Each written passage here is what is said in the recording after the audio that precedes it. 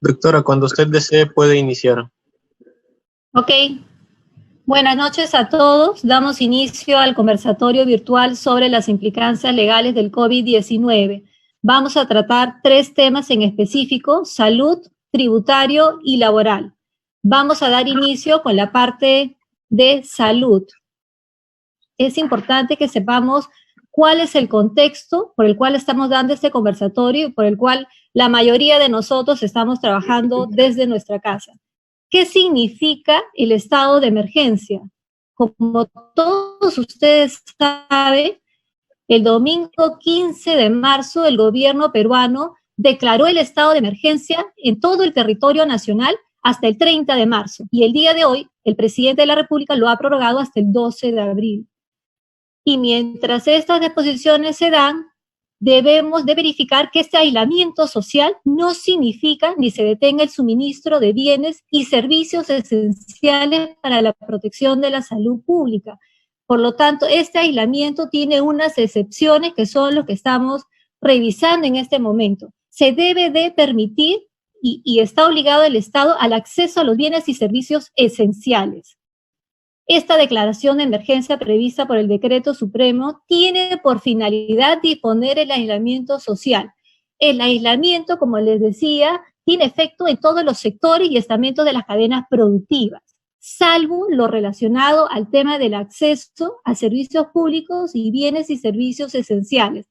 Si se fijan en la pantalla, está resaltado el tema de bienes y servicios esenciales, porque ha quedado abierto y vamos a ver que los funcionarios públicos y el sector privado están interpretando qué puede significar bienes y servicios esenciales en aquellos productos que podrían estar considerados o no dentro de estas excepciones. Lo que queda clarísimo, lo que sí está incluido es el abastecimiento de alimentos, medicinas, y cuando hablamos de medicinas, también hablamos de dispositivos médicos. Todos nosotros debemos haber escuchado los kits de prevención para el tema de diagnóstico y prevención del COVID-19. Eso no es una medicina, es un dispositivo médico, pero que también está incluido dentro de este acceso a bienes y servicios esenciales. La continuidad de los servicios de agua, saneamiento, energía, gas, combustible, telecomunicaciones, limpieza y recojo de residuos sólidos, servicios funerarios y otros establecidos en el referido decreto. Acá solamente una muestra de lo que significa este decreto supremo y que ustedes pueden apreciar. Acceso a servicios y bienes esenciales. Este párrafo que ustedes ven en pantalla es importantísimo, porque dice que las entidades públicas y privadas podrán determinar cuáles son los servicios y bienes que califican como complementarios y conexos, necesarios para brindar un adecuado acceso a los bienes y servicios esenciales. Y les pongo 2 ejemplos. Una empresa de cosméticos definitivamente no va a poder fabricar ni importar maquillaje, ¿verdad? Pero sí podrá seguir produciendo e importando todo lo relacionado con jabones y gel en alcohol.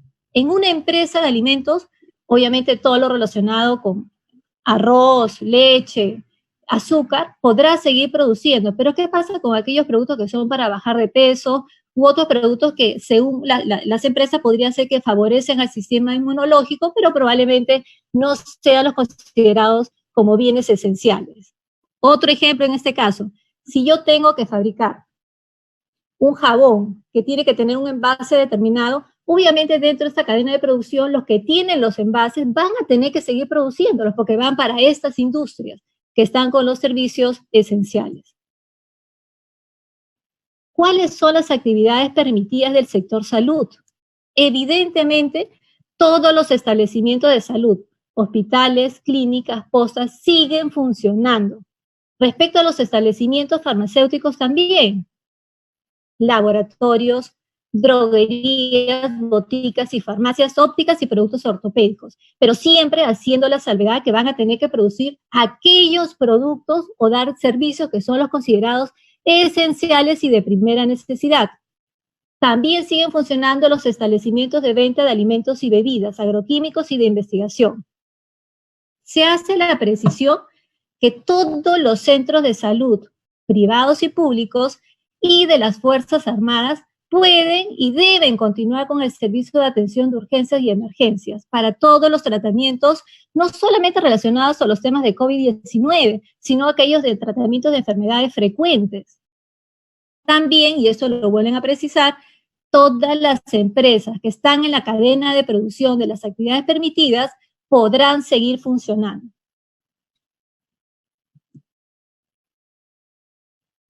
Es bueno precisar este impacto legal en los temas de salud. ¿Qué ha pasado con las autoridades reguladoras? ¿Qué comunicados se han sacado? ¿Cómo están funcionando? ¿A qué capacidad están funcionando? ¿Se han suspendido o no se han suspendido los procedimientos administrativos ante estas autoridades? Sí, todos los ministerios y las entidades reguladoras deben haber sacado un promedio de 60 comunicados interpretando las normas de los decretos de urgencia. Vamos a colocar acá, por el tiempo, solamente algunos ejemplos. DIGEMIT es un órgano de línea del Ministerio de Salud que cumple una función importantísima, porque es el que autoriza los registros sanitarios. Entonces, si queremos tener test de diagnóstico, de prevención, productos farmacéuticos que alivien, o continuar no solamente con el tema de COVID-19, sino es una personas que tienen cáncer, personas que tienen SIDA, que tienen que seguir adquiriendo estos productos farmacéuticos. Es por eso que esta autoridad es la que cumple una función importante dentro de esta situación de emergencia. La DIGEMIT ha indicado, mediante un comunicado publicado en su página web, que va a dar atención prioritaria por mesa de partes y por buce de los procedimientos que mencionamos en la pantalla. Por lo tanto, aquellas empresas, porque obviamente un registro sanitario, dependiendo de la categoría, puede demorar de 3 meses a 1 año la evaluación de esos expedientes, pero ahora la DIGEMIT ha indicado que se le va a dar prioridad, y así está funcionando. Otro tema que es importante son las autorizaciones excepcionales, que esto está en el artículo 20 del reglamento de la Ley General de Salud. Esta autorización excepcional significa que es un registro sanitario acelerado. Te lo van a dar en el promedio de 2 a 3 días para que tengas ese registro sanitario y puedas importar aquellos productos relacionados con el COVID-19 y de tratamiento de enfermedades comunes. Otra autoridad que cumple un rol importantísimo es DIGESA. DIGESA es la que se encarga de autorizar todo lo relacionado con el registro sanitario de alimentos y bebidas, que obviamente no puede detenerse, estamos dentro de los bienes esenciales. Entonces la DIGESA ha establecido una serie de funciones que ellos siguen implementando y dando este tipo de actividades. SENASA. Esta es otra autoridad que cumple con el sistema de vigilancia fitosanitaria y zoonitaria que protegen al país del ingreso de plagas y enfermedades. Evidentemente, para que lleguen los alimentos a las casas, tiene que haber dentro de esta cadena de producción, empezamos con el tema de la cosecha de los productos. Entonces, no se puede detener nada relacionado con los diferentes puntos que estamos colocando en la lámina. Entonces, sigue la cosecha de productos, sigue el transporte de alimentos, acopio y venta de alimentos agrícolas y pecuarios y todo lo relacionado dentro de la cadena de producción para que funcione y lleguen los alimentos a cada una de las casas. ¿Qué actividades de los establecimientos farmacéuticos pueden continuar?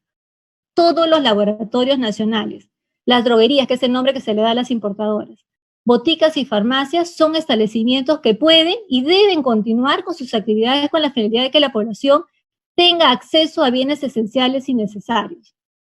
Los laboratorios nacionales podrán continuar con la producción, así como las droguerías podrán seguir importando y distribuyendo aquellos productos que forman parte del plan de salud que afronta el brote del COVID-19. Los responsables de dichos establecimientos, obviamente, y este tema va a ser a cargo del expositor José Balta, deberán tomar todas las medidas de prevención dictadas por el gobierno para salvaguardar la seguridad de sus colaboradores. ¿Qué pasa si yo tengo procedimientos administrativos que están en giro actualmente en la DIGEMIT, en DIGESA o en SENASA, en una de estas autoridades? ¿Qué sucede si tengo vencimiento de registro, vencimiento de certificaciones? Todo ha quedado suspendido. Salieron dos decretos, uno el 026 y el 029, que establecía 30 días hábiles que se suspendían el cómputo de los plazos de inicio y de tramitación de los procedimientos. No voy a entrar en mayor detalle porque esto es más una discusión de abogados, pero lo que se quiere decir es que a partir del 21 de marzo se empieza a contar el plazo de las suspensiones de estos procedimientos. Por lo tanto, en estas fechas de cuarentena, los plazos se suspenden el plazo de inicio de tramitación de los procedimientos administrativos. Lo que quiero resaltar dentro de lo que es el MINSA es que el Ministerio de Salud estableció una resolución secretarial donde establece disposiciones internas para la atención de emergencias durante el periodo de emergencia sanitaria.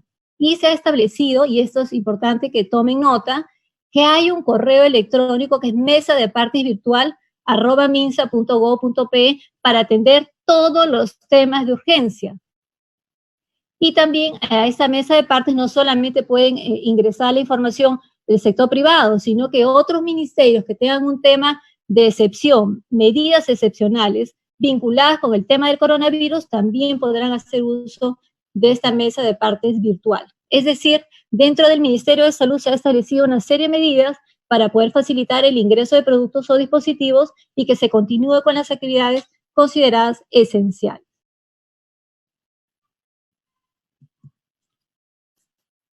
Termino con mi presentación y paso con la presentación de Jorge.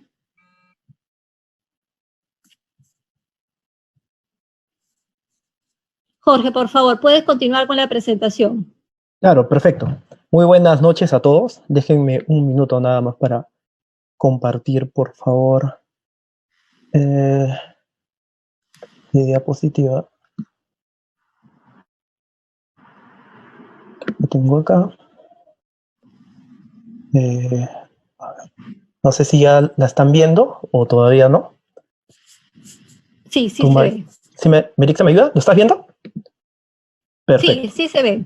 Muy bien. Tenemos 15 minutos a todos los que nos están escuchando, así que trataré de ser lo más conciso y lo más didáctico de todos los temas tributarios que han surgido en estos momentos. Mi primera diapositiva está relacionado a cómo ha respondido a la legislación tributaria para el sector salud. La verdad es que no ha dicho mucho.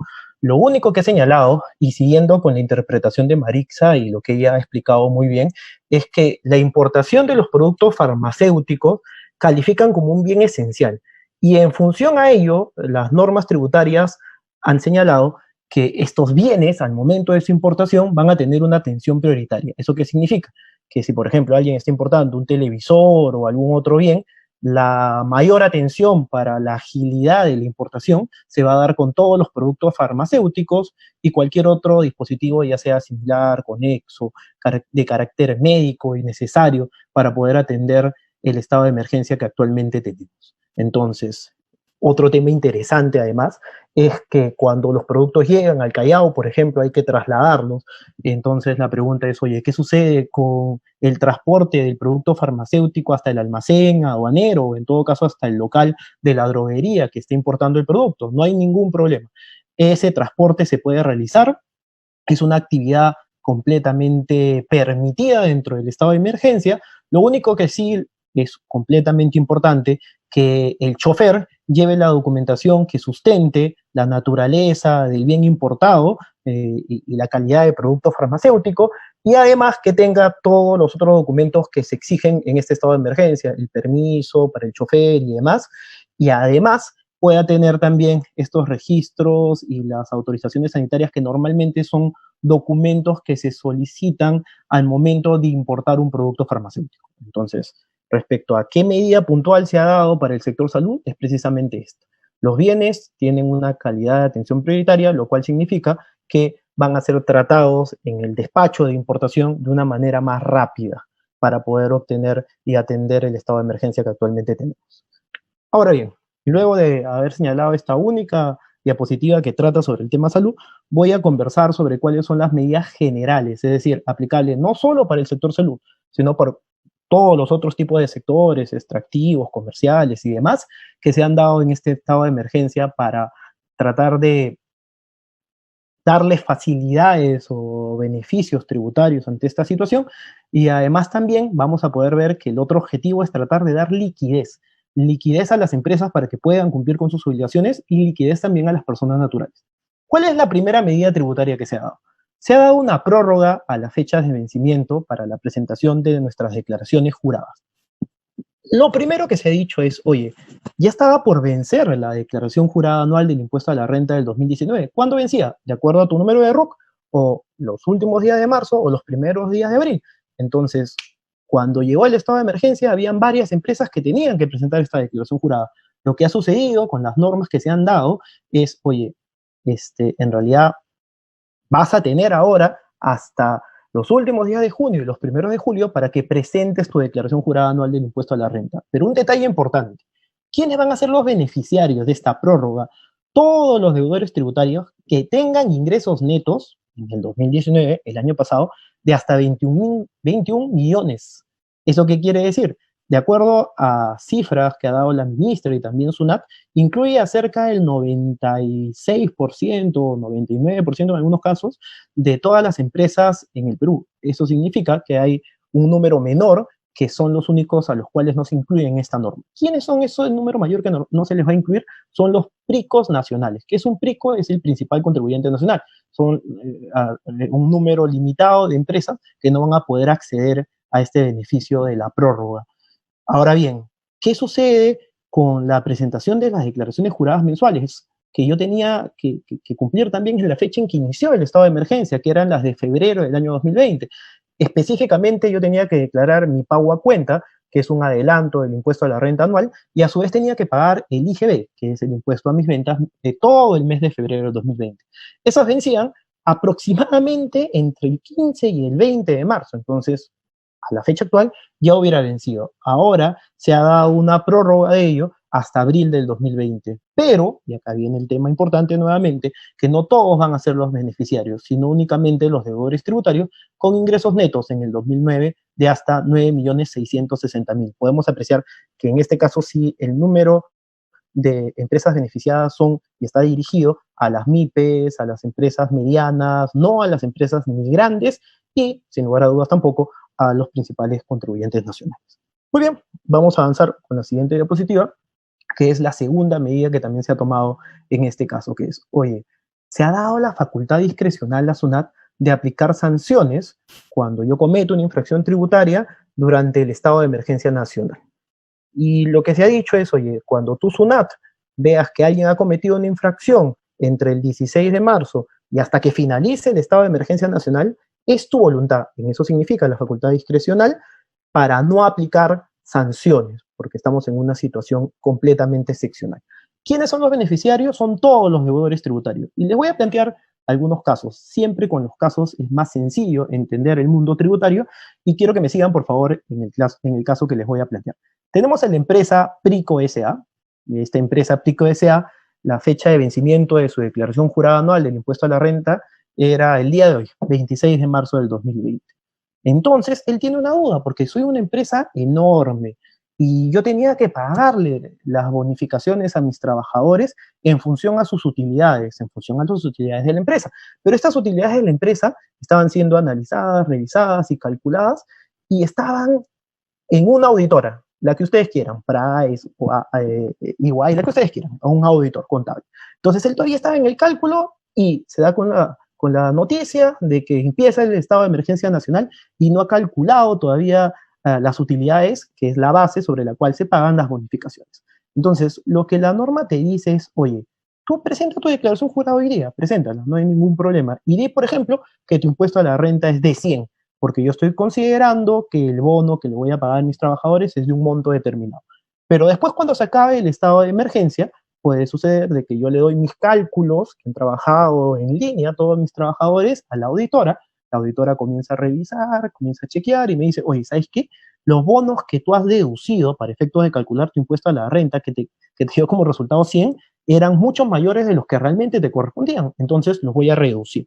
Y al momento de reducirlos, ¿qué sucede? Que tu impuesto a la renta, al tener una menor deducción, tengo un mayor impuesto a la renta. Imaginémonos que mi impuesto a la renta es ahora de 180. Antes era de 100, con la mayor bonificación que entregué, pero después mis auditores me dicen que lo calculé mal y debe ser menos. Entonces, yo ahí en ese escenario que les estoy planteando, he pagado un impuesto a la renta menor del que me correspondía. Y entonces eso de ahí me generaría una multa, de acuerdo al Código Tributario, que es igual al 50% del tributo omitido. Lo que va a suceder, porque yo he hecho mi cálculo en esta situación de estado de emergencia, al contarle todo este problema tal cual como yo se los he contado a ustedes, a SUNAT no me debería sancionar. Muy bien. Y un último caso muy sencillo. ¿Qué sucede? Hoy ya estábamos el 26 y yo no llegué a determinar todo mi impuesto a la renta. Entonces me dicen, mira, ¿sabes qué? Yo no puedo presentar hoy día mi DJ, mi declaración jurada anual. La voy a presentar recién cuando se solucione todo este tema. Está bien, preséntalo. En una situación normal, presentar la declaración jurada de forma extemporánea también me genera una multa. En el caso de empresas ascendentes a una UIT, 4.200 soles, lo que era el año pasado. Pero ahora, teniendo en cuenta esta situación completamente excepcional, no me deberían sancionar. Muy bien, vamos, ya cerramos el tema de los casos, regresamos al tema teórico y a la tercera medida que ha dado la administración tributaria para tratar de atenuar este duro momento que tenemos en el estado de emergencia nacional. La tercera medida es una libre disposición de los saldos de las cuentas de detracciones. Es lo que se conoce en el mundo tributario como el spot. Se los voy a plantear de una forma sencilla para que todos estemos familiarizados con el tema. Imaginémonos que yo les presto a ustedes un servicio jurídico y ese servicio jurídico va a costar 100 soles. Entonces ustedes, al momento de pagarme esos 100 soles que ya incluyen mis servicios más IGB, ustedes están obligados a detraerme el 12% de esos 100 soles. Ustedes me detraen, es decir, me restan esos 2 soles y me lo depositan en una cuenta mía que está en el Banco de la Nación. Esos 12 soles yo no los puedo retirar y como empresa gastarlo en lo que quiera, no. Esos 12 soles que están en mi cuenta del Banco de la Nación únicamente sirven para pagar tributos y algunos otros conceptos específicamente determinados. ¿Qué sucede? Que las empresas pueden tener montos importantes en sus cuentas de detracciones y la regla general para que yo lo pueda liberar es que yo le pruebe a la administración tributaria que en 3 meses no he dispuesto de ese dinero que está en mi cuenta del Banco de la Nación. Recién después de eso, que yo le pruebe eso, me permiten liberar lo que tengo en mi cuenta. Ahora se ha permitido por única vez la libre disposición de esos montos que están en el Banco de la Nación con todo mi saldo acumulado al 15 de marzo del 2020. La idea, obviamente, es entregarle dinero a todas las empresas que están sufriendo, sin lugar a dudas, con lo que está sucediendo en el país. Tengo para liberar esa cuenta de detracciones del 23 de marzo al 7 de abril. ¿Y quiénes pueden obtener este beneficio? Absolutamente todos los deudores tributarios que estén sujetos a este sistema de detracciones o al spot. Cuarta medida que también se ha dado por parte de la administración tributaria. Se ha prorrogado el plazo de atraso máximo de los libros y registros tributarios. Les explico. De acuerdo al número de tus ingresos netos, tú tienes que llevar una serie de libros contables, ¿no? Lo más importante, por ejemplo, son un registro en donde yo tengo todas mis compras y un registro de ventas en donde yo tengo todas las ventas de mis bienes o las prestaciones de servicios que yo normalmente voy anotando día a día por todas mis operaciones. Los plazos máximos de atrasos ya estaban por vencer justo cuando inició todo el estado de emergencia. Y ahora lo que ha sucedido es que siempre que tu registro de compra o de venta sea electrónico, se te está dando hasta el 4 de mayo del 2020, hasta abril del 2020, perdón, para que puedas presentar estos registros y además, en el caso de registros contables que sean tanto físicos como electrónicos, se han ampliado estos plazos que ya estaban venciendo hasta el 4 de mayo del 2020. ¿Quiénes son los beneficiarios? Ahí también viene un problema, que solo los deudores tributarios con ingresos netos de hasta 9.660.000. ¿Eso qué significa? Que si yo obtengo más de ello, en realidad los plazos eran los que ya vencieron. Y ahí lo único positivo de todo esto es que no me van a poner ningún tipo de sanción, porque también el llevar mi registro de compras o mi registro de ventas fuera de los plazos, en una situación normal, implicaría que a mí me sancionen. Y además, dependiendo de la empresa, podría ser un monto importante de sanción. Entonces, ahora lo que me están diciendo es, oye, en el caso de que tú seas un principal contribuyente nacional, obtienes ingresos netos de mayores a 9.660.000, mira, lo importante, lo que va a pasar es que yo no te he prorrogado ese plazo para que tú me presentes los libros, pero no te voy a sancionar. Entonces, esa sería la salida para los principales contribuyentes.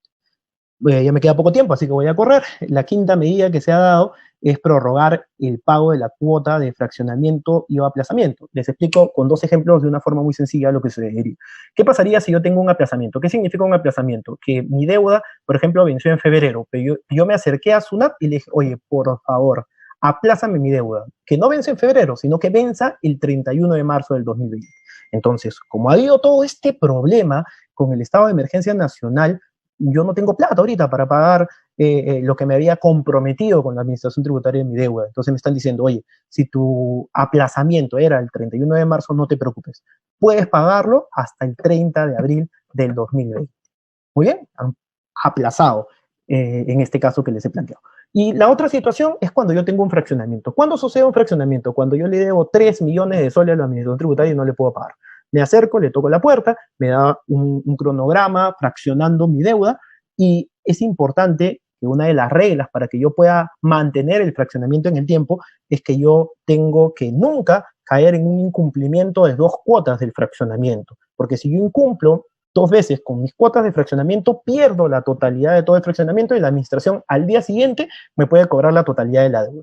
Entonces, lo que te están diciendo a través de estas normas en emergencia nacional es que si tu cuota de fraccionamiento vencía el 31 de marzo del 2020, para efecto de este cálculo que les estoy comentando de 2 cuotas para que pierdas el fraccionamiento, no se va a tomar en cuenta, siempre que tú lo pagues hasta el 30 de abril del 2020. Entonces, en sencillo, tanto para el aplazamiento como para el fraccionamiento, si mi cuota vencía el 31 de marzo del 2020, lo están prorrogando hasta el 30 de abril del 2020.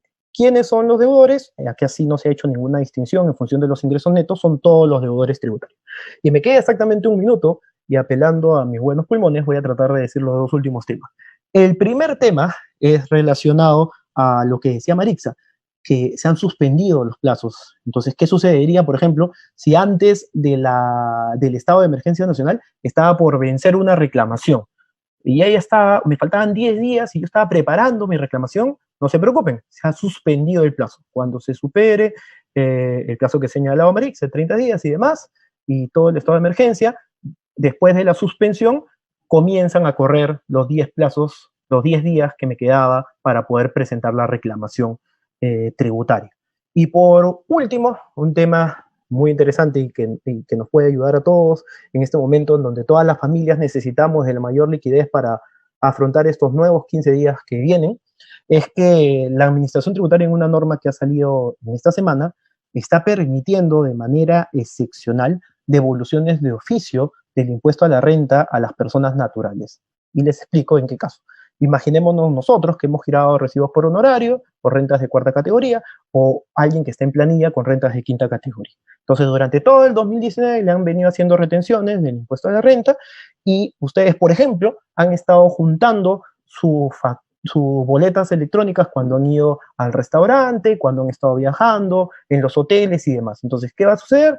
Que ustedes tienen un monto que les han retenido en exceso indebidamente. Entonces, ustedes, lo que tendría que pasar normalmente para que le devuelvan es que presenten su declaración jurada y al día siguiente se habilita en el sistema una posibilidad para que ustedes les devuelvan. Pero ¿qué sucede?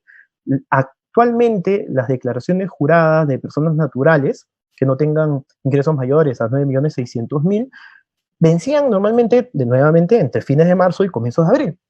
Pero hubo una norma que prorrogó hasta mayo a junio de este año esa presentación de la declaración jurada. Entonces, lo que está tratando el gobierno es decir, oye, no voy a esperar a que el contribuyente llegue a mayo, junio, presente su declaración jurada y al día siguiente yo le pueda devolver este impuesto a la renta que le han retenido de más. No, de manera excepcional y de oficio, es decir, la propia administración tributaria va a poder empezar a devolver ese dinero inyectando liquidez y caja a todos los hogares peruanos que bastante lo necesitamos.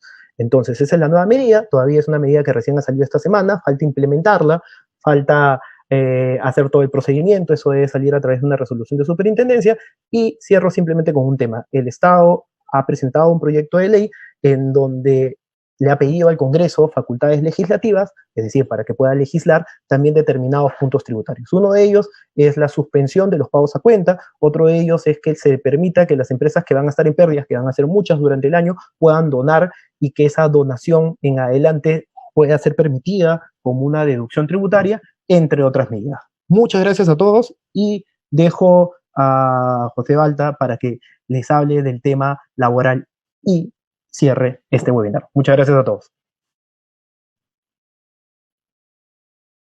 Gracias, Jorge. A ver, voy a compartir mi pantalla un segundo. No, esta no es.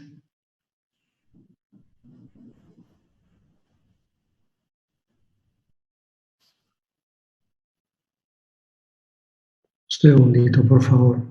Mientras José Balta coloca la presentación, una vez que termine su presentación va a haber una ronda de preguntas de unos 15 minutos, así que los que quieren empezar a hacer preguntas, por favor, las pueden ir enviando por el chat y las estamos revisando, y de ahí vamos a proceder a a revisarlas y a contestar alguna de las preguntas de los que están participando en línea. Así que los invito a que sigan haciendo las preguntas, las estamos revisando y al final de la presentación de José Balta vamos a dar respuestas a las mismas.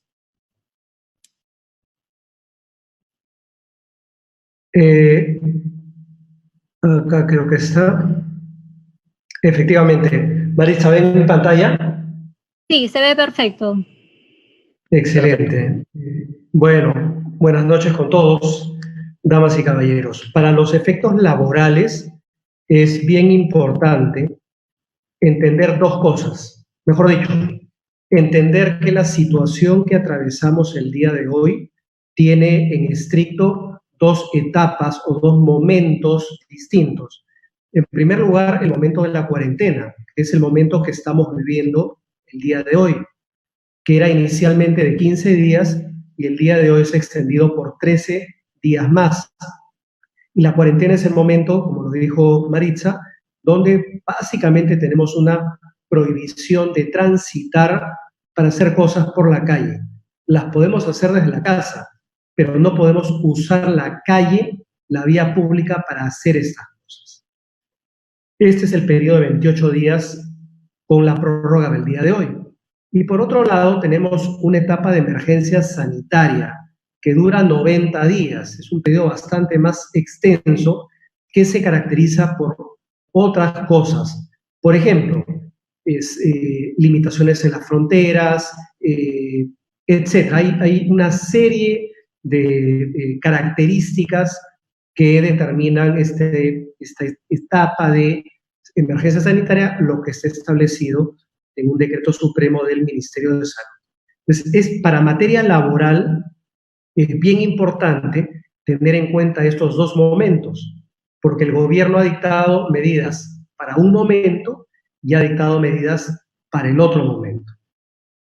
Entonces, durante la cuarentena, ¿correcto? Que es el momento actual. En primer lugar, tenemos una primera medida, trabajo presencial limitado.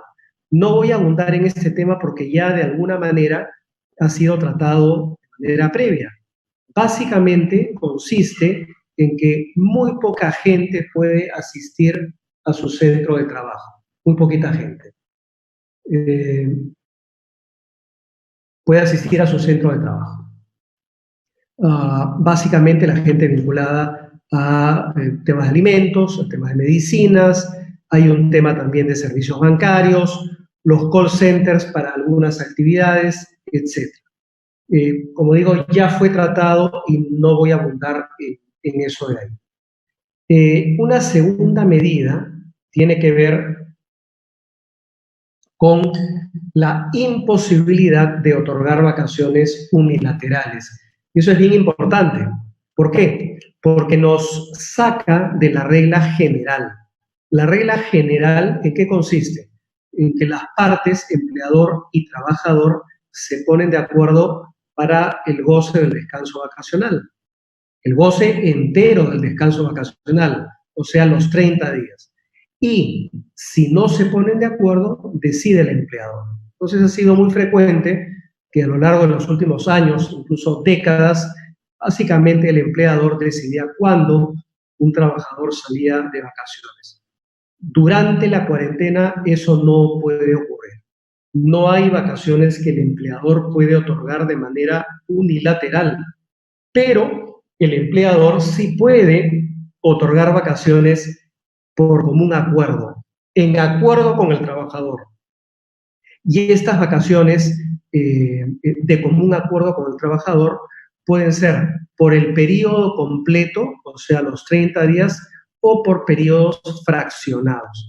Inclusive, si es que hay acuerdo, caben las vacaciones adelantadas. Entonces, allí tenemos un desvío de la norma general y naturalmente el gobierno, con mucha razón, ha dicho, claro, no vas a dar vacaciones en un periodo en el cual el trabajador tiene que estar básicamente encerrado en su casa. Esa es la segunda medida, dentro de la cuarentena, porque termina la cuarentena y nos vamos a la regla general que ya les he indicado. Y finalmente, en tercer lugar, licencia con goce de haber compensable. ¿A qué me refiero con esto? Me refiero a lo siguiente. Es el estado en el cual están todos los trabajadores del Perú el día de hoy, salvo que estén trabajando. Si los trabajadores están trabajando de manera presencial, porque han ido a UOM, porque han ido a trabajar a Metro, porque han ido a trabajar al banco de crédito, perfecto, ellos están en un periodo de trabajo absolutamente normal. Si un trabajador está trabajando desde casa, y sobre ese tema vamos a abundar más adelante, ese trabajador también está trabajando remotamente, pero está trabajando y no pasa nada. Pero ¿qué pasa con el grueso de las personas que no están trabajando porque su función no se los permite? Son personas que tienen que concurrir a un centro de trabajo para trabajar. Un señor que trabaja en un cine, un señor que trabaja en un call center, una persona que trabaja en una fábrica, una industria manual. Pues todas esas personas que el día de hoy no están trabajando, legalmente están en una licencia remunerada, una licencia con goce de haber compensable. ¿Qué significa compensable?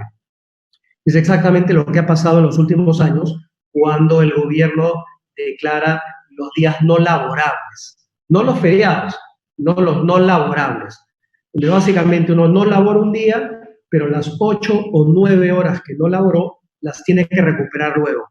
Es exactamente lo mismo que pasa acá. Cuando termine la cuarentena, vamos a haber recibido todos nuestros pagos puntualmente, de manera perfecta, pero todas las horas que no trabajamos, estas van a tener que ser compensadas. Naturalmente, esto plantea todo un reto, porque son un montón de horas. En la historia republicana del Perú nunca ha habido necesidad de que tanta gente compense tantas horas. Entonces son básicamente 4 semanas. Son 48 horas por 4, son un montón de horas. ¿Y cómo se compensa eso? ¿Vamos a trabajar todos los domingos? ¿Nos van a hacer trabajar 3, 4 horas extra todos los días? Bueno, la ley ha dicho que las partes se tienen que poner de acuerdo. Y si no se ponen de acuerdo, decide el empleador. Pero naturalmente todo esto tiene que ser dentro de criterios de razonabilidad, por cierto. Y por supuesto la ley dice, si el empleador te exonera de la necesidad de recuperar esas horas, no, perfecto, está muy bien. Pero si no te exonera, habrá necesidad de recuperar. Entonces, esas son las 3 medidas dentro de la cuarentena. O sea, todo esto simplemente dura los 28 días que yo he mencionado. Pero hay otro conjunto de reglas que tienen una duración mucho mayor, 90 días, que es la emergencia sanitaria. Ahí en esta filmina le ha faltado la palabra sanitaria, emergencia sanitaria nacional, ¿correcto? Que incluye los primeros 28 días de la emergencia nacional, la cuarentena, ¿correcto? Pero se extiende más allá. O sea, esto ya está funcionando el día de hoy, pero no va a terminar dentro de, o cuando se venzan los 28 días. Esto va a seguir durante un periodo bastante más largo, 90 días. Correcto, ¿cuáles son estas medidas? Primero, trabajo remoto. El gobierno ha inventado una nueva figura. Hasta el día de hoy, y perdónenme, pero no hay tiempo de entrar en temas muy técnicos, existía el teletrabajo y existía el trabajo a domicilio. Ninguna de esas dos figuras ha pegado realmente en la realidad nacional porque han sido reguladas de una manera tal que no son muy amigables en los centros de trabajo. Bueno, tan es así que no son tan amigables en los centros de trabajo que ninguna de ellas se pudo usar para enfrentar esta crisis. Se tuvo que crear una tercera figura, que es el trabajo remoto, que es básicamente lo que las compañías llaman políticas de home office, donde tú trabajas desde tu casa o desde cualquier otra parte, en este caso tu centro de aislamiento, pero en general dentro de cualquier otro lugar, y sin que el empleador esté supervisándote de manera muy intensa a través de tecnologías de la información, que es la característica principal del teletrabajo. Entonces, esta es una nueva figura donde básicamente el empleador tiene la capacidad de decidir unilateralmente el cambio de lugar desde el cual se presta desde el cual se presta el trabajo. Eso es, en suma, el trabajo remoto. Y se ha creado para esta coyuntura, 90 días, punto, nada más. En segundo lugar, hay la obligación de identificar a los grupos de riesgo y mandarlos obligatoriamente a su casa para que hagan trabajo remoto, si pueden. Si no pueden hacer trabajo remoto, pasará lo que yo ya les dije antes, que estarán en una licencia remunerada compensable. ¿Y quiénes son estos grupos de riesgo? Básicamente son las personas mayores de 60 años, por un lado, y por otro lado las personas que tienen alguna condición de salud que los hace particularmente vulnerables en esta situación. Personas que tienen cáncer, presión alta, etc. Entonces, el empleador está obligado a identificar a estas personas y a mandarlos a su casa. Es lo que está pasando en muchas compañías, por ejemplo, con los gerentes, ¿correcto? Naturalmente, estoy hablando de las compañías que todavía pueden abrir el día de hoy, porque para las compañías que no pueden abrir, bueno, todo el mundo está en su casa.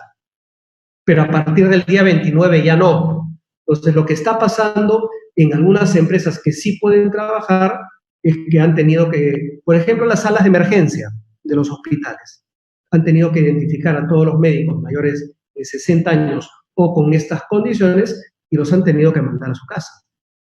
A partir del día 29, cuando ya todos podamos regresar a nuestros centros de labores, bueno, va a pasar lo mismo. Estas personas no van a poder regresar, se van a quedar haciendo trabajo remoto. Una tercera medida dentro de la emergencia nacional es que se ha establecido que el empleador puede modificar turnos y horarios para hacerlos como escalonados. La idea no es que el empleador pueda establecer esto para ser más eficiente, para ser más productivo. La idea es que el empleador pueda modificar turnos y horarios simplemente para esparcir, para diluir a la gente en diversos turnos y horarios, de manera que no estén tan pegados los unos con los otros. Y finalmente, el gobierno ha establecido ciertas medidas de seguridad y salud en el trabajo, específicamente también para esta coyuntura. El famoso metro de distancia social, lavarse las manos, estornudar de determinada... Lo que ya conocemos, pues eso es obligatorio en los centros de trabajo. Con esto yo termino la gran primera parte de mi presentación y termino con esta única filmina que vendría a ser la segunda parte. ¿Qué cosa es lo que están pidiendo algunos empleadores, muchos empleadores, hacer el día de hoy? ¿Qué posibilidades tienen? Pero ojo, amigos y amigas, estas ya no son normas que el gobierno ha expedido para esta coyuntura. Son normas generales que existen desde hace mucho tiempo, pero que pueden ser utilizadas en esta coyuntura. Y voy a ser muy breve. En primer lugar, si el empleador se pone de acuerdo con el trabajador, es posible casi todo, menos que trabaje gratis o que trabaje ganando una remuneración inferior a la remuneración mínima vital. pero es posible acordar una suspensión sin goce de haberes, cosa que está ocurriendo, una reducción de remuneraciones, hay casos públicos donde eso está ocurriendo, o un recorte de beneficios, cosa que también está ocurriendo. Por ejemplo, no te pago el bono del año 2020. En primer lugar. En segundo lugar, sin acuerdo, hay un tema muy complicado, lamentablemente ya no tengo tiempo de explicarlo, pero que es en caso fortuito, fuerza mayor, y esta pandemia es el ejemplo de texto de un caso fortuito, fuerza mayor, el empleador puede suspender hasta por 90 días los vínculos laborales de los trabajadores, o sea, no hay trabajo pero no hay pago, pero claro, el ministerio va a venir a chequear para ver si se están cumpliendo con las normas legales. Y finalmente, los empleadores, cosa que está ocurriendo también, están cesando trabajadores en periodo de prueba, básicamente no están renovando contratos a plazo fijo, están despidiendo trabajadores en los casos en los que ello es posible, es muy difícil despedir en el Perú, están despidiendo también trabajadores part-time que no tienen protección contra el despido arbitrario. Una cadena de cines fue famosa por esta actitud. Señores, con esto yo termino mi presentación y más bien abro la posibilidad de que se nos formulen preguntas a todos los participantes y exponentes. Gracias. Quizás para empezar con las preguntas, acá ahí justo tengo las preguntas que están formulando, son muchísimas preguntas, vamos a tratar de responder algunas de ellas. Una es para Jorge Moreno, gracias por la videoconferencia, dada la emergencia nacional en referencia a las retenciones 8%, ¿quiénes pueden recuperar ese dinero? Jorge. Muy buenas noches de nuevo, gracias por la pregunta. Va a depender del caso concreto. Me explico. Si en realidad yo obtuve solo 10.000 soles y me hicieron una retención del 8%, que serían 800 soles, y ese fue el único servicio que yo presté durante todo el 2019, entonces en ese caso la retención que me hizo este señor por ese 8%, por esos 800 soles, va a ser una retención indebida. ¿Por qué? Porque cuando yo calcule todo mi impuesto a la renta en el año 2019, en realidad yo con las primeras 7 UITs que yo tengo derecho a deducir, no tendría por qué haber pagado ese impuesto a la renta que me retuve. En ese escenario, yo puedo ir con este nuevo solicitud de oficio ante SUNAT y ella me va a devolver. Pero, ¿qué sucede si, sin embargo, en otro caso, en donde a mí me retuvieron el 8% de esa factura de 10.000, pero durante todo el año yo obtuve en la suma de todos mis ingresos 300.000, 400.000 soles y demás? Entonces, al momento de calcular mi impuesto a la renta, ese 8% que me retuvieron, estuvo bien, porque todavía va a estar por debajo del impuesto a la renta que me tendría que pagar por todo el año 2019. En sencillo, va a depender de cada caso concreto para saber si el 8% que te retuvieron va a ser sujeto de devolución o no. La siguiente pregunta es para José Balta.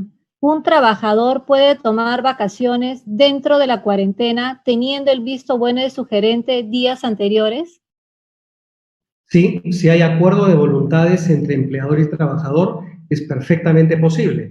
Lo único que no está permitido el día de hoy es que el empleador lo mande, lo obligue a tomar vacaciones al trabajador de manera unilateral. Eso no se puede en época de cuarentena. De acuerdo. Bueno, hay una pregunta para mí sobre las fechas. Hay 2 fechas para contar la suspensión de plazos, una con el decreto 026 del 15 de marzo y la otra con el decreto supremo 029 del 20 de marzo. ¿Cuál es la diferencia o a qué trámites aplica cada uno? El primer decreto supremo solamente aplicaba procedimientos administrativos sujetos a silencio administrativo positivo o negativo, y el segundo decreto supremo lo amplió y aplica para todo tipo de procedimiento administrativo. Entonces, esa sería la diferencia. Se beneficia con el decreto supremo a todos aquellos procedimientos administrativos que están tramitándose ante la DIGEMIT, porque veo que la pregunta es del sector farmacéutico, así que todos los procedimientos que tienen presentados ante la DIGEMIT están suspendidos y se aplica el segundo decreto supremo. Después tenemos otra pregunta laboral para José Balta.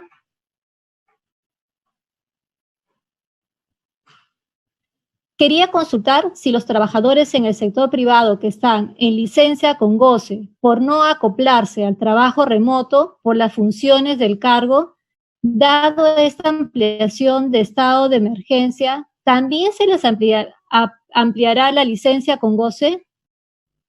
Repito, Bueno, se supone que sí. El presidente de la República ha señalado el día de hoy que se amplía por 13 días el aislamiento social, la cuarentena, pero no ha salido la norma legal. Yo sospecharía que esta extensión de 13 días va a ser exactamente en los mismos términos y condiciones que los 15 días previos, pero no se sabe. Hasta que no salga la norma, no se conoce esto de acá. Y aprovecho la oportunidad, Marisa, si me permites un segundo, para anunciar que el presidente también ha señalado un par de cositas adicionales sobre aportes a la AFP o retiros de CTS, pero no ha salido la norma. Entonces, no se conoce exactamente a qué se refiere. Seguramente la norma o las normas saldrán mañana o pasado, y ahí sabremos exactamente cuál es la naturaleza jurídica de los siguientes 13 días, cómo es el tema del aporte a la AFP, cómo es la posibilidad de retiro de la CTS, etc. Gracias, José. Yo creo que la mayoría de las preguntas son laborales, porque yo creo que la última pregunta vamos a cerrar con el tema laboral. La pregunta es, si el colaborador cesa ese periodo no laborado que se tenía que recuperar, ¿se puede descontar de la liquidación? Qué pregunta pero tan interesante. Yo he opinado que sí se puede, porque ojo que el gobierno no nos está regalando 15 días. El gobierno está diciendo, te doy 15 días con cargo a recuperación. Si ya no puedes recuperar, me parecería razonable, puede descontarse, puede compensarse con vacaciones, pero no es un tema 100% claro, hay que reconocerlo. Lo que ha pasado en materia laboral es que ha habido y esto lo dicen todos los sectores, desde el sector de los trabajadores hasta el sector de los empleadores. No hay quien no se haya quejado. La norma o las normas, porque son varias, han salido de apuchos, no son claras, parece que el gobierno no hubiera querido comprometerse con una posición y han dejado muchos espacios abiertos. Y este es uno de los espacios que no está del todo claro. Ok.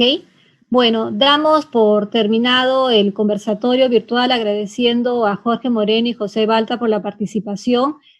Solamente precisar que si desean tener mayor información de lo que hemos podido utilizar ahora en el conversatorio, hay un documento por escrito que ha sido entregada a la Escuela de Posgrado de la Universidad con mayor detalle de otras áreas, también del área de contrataciones con el Estado, de los temas penales también, de los temas de protección de datos personales vinculados a los temas de salud. Hay muchas aristas que se pueden ver desde el punto de vista del COVID-19 y si desean se lo pueden pedir a la Escuela de Posgrado de la Universidad y se los van a poder repartir. Sin más, muchísimas gracias a todos, buenas noches y ya nos estaremos viendo en un próximo conversatorio virtual. Buenas noches. Buenas noches.